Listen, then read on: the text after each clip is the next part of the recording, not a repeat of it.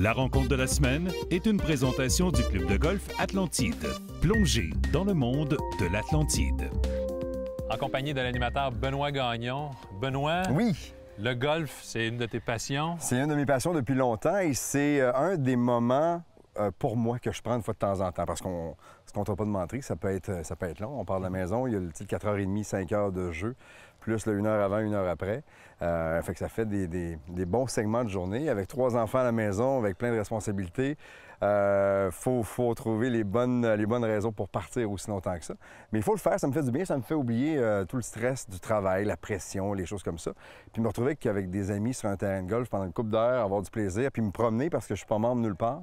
OK. De me promener puis découvrir plusieurs terrains comme ça, c'est un beau sport. C'est vraiment une belle passion. Comment cette passion-là s'est développée? Comment ça a commencé? Quand j'étais jeune, mon père nous amenait, mon frère et moi, il y avait un driving range pas très loin de la maison. Et on n'avait pas d'équipement. Mon père avait même pas d'équipement de golf non plus. On prenait les bâtons qu'il nous prêtait sur place avec des têtes en bois. Donc, ça donne une idée de l'âge que je peux avoir. Les 4 vis, c'est exactement ça. On a après le même âge, j'aime ça. Et on allait là, puis on s'amusait, puis on essayait de se battre tout le temps, qui allait frapper la balle la plus loin et tout ça. Et ça a commencé comme ça. Puis à un moment donné, ils ont construit le Royal Charbourg dans la région de Québec. Dans la région de Québec. Moi, je suis un gars de Lac-Saint-Charles, moi. Fait qu'ils ont construit ça tout près de la maison. Et on jouait régulièrement là. Puis il y avait un petit par 3, le golf des Plaines, à Notre-Dame-des-Laurentides, pas loin de la maison aussi. Et c'est là que j'ai joué mes premières parties de golf. On n'arrivait pas d'équipement. Ils nous prêtaient un fer 9, un fer 7, puis un putter.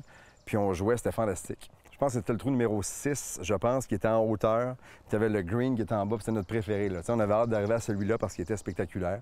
Fait que ça a commencé comme ça. Puis après ça, avec des amis à jouer, j'ai acheté mon premier équipement et à cause du travail que je fais, bien, on a la chance d'être invité souvent dans plusieurs tournois, des événements. Fait que c'est le fun parce que tu joues souvent au golf. En même temps, tu joues pas toujours ta partie à toi parce que c'est souvent des meilleures balles, les tournois. Mais c'est le fun. Ça fait juste du bien. J'aime voir l'avancée dans l'équipement. J'aime regarder les pros à la télévision. J'aime pas mal tous les aspects du golf, je te dirais. Et côté technique, es-tu un technicien ou tu te considères plus comme un naturel? Moi, je suis un gars qui réfléchit pas trop, je pense, parce que j'ai déjà... C'est bon, ça. Mais je pense que oui, tu le sais mieux que moi parce que tu es 100 fois meilleur que moi, mais souvent, quand on m'a donné des conseils, j'essaie d'adapter mon swing ou de changer des trucs ou changer mon approche à la balle. Puis je me rendais compte que ça me sortait complètement parce que je pensais trop, je réfléchissais trop et tout ça.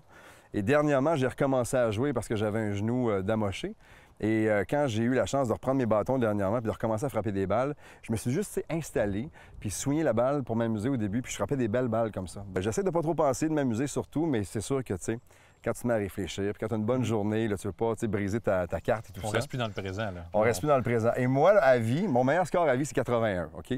J'ai dû le jouer 60-70 fois. Et à chaque fois que j'arrive, mettons, en fin de ronde, et là, je compte, mon score est dans ma tête. Je casse à chaque fois, puis j'arrive au dernier trou, puis je scrape ma game, puis là, je finis avec un 82 ou avec un 83. J'ai jamais réussi à le briser. Alors, c'est ton point fort à travailler, l'aspect mental? Faut pas que je pense au maudit 81. C'est une barrière. C'est une barrière. On dirait que je le sais, quand je le sens que les balles tombent au bon endroit, que j'ai un bon tempo, que ça se passe bien, que je pote puis ça roule bien. Faut pas que je commence à y penser au 17e ou au 16e, même des fois, je commence à compter. Je fais comme, OK, c'est possible aujourd'hui. Et des fois, ça m'a coûté cher, mais c'est pas grave. Je m'amuse quand même. L'objectif dans les 5 prochaines années, ça va être de jouer mon premier 80 à vie. J'aimerais ça. Je te le souhaite. Pour l'instant, on a une petite shot à faire. Pourquoi vous avez choisi celui-là? Parce que c'est le plus beau. Lorsqu'on analyse rapidement l'élan de Benoît Gagnon, on remarque qu'il s'élance à l'intérieur de ses capacités, ce qui lui permet d'être en équilibre du début à la fin.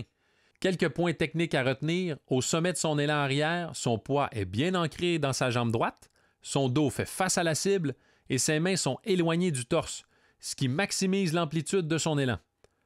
Autre élément technique intéressant, remarquez qu'à l'impact, la majorité de son poids est maintenant sur la jambe avant, mais que sa tête, elle, est restée au-dessus de sa balle et même un peu derrière, ce qui lui permet en partie d'avoir les bras en complète extension.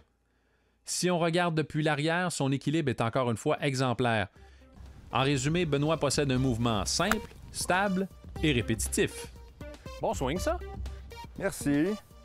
Benoît, merci beaucoup pour ta participation. Merci beaucoup. Une bonne saison.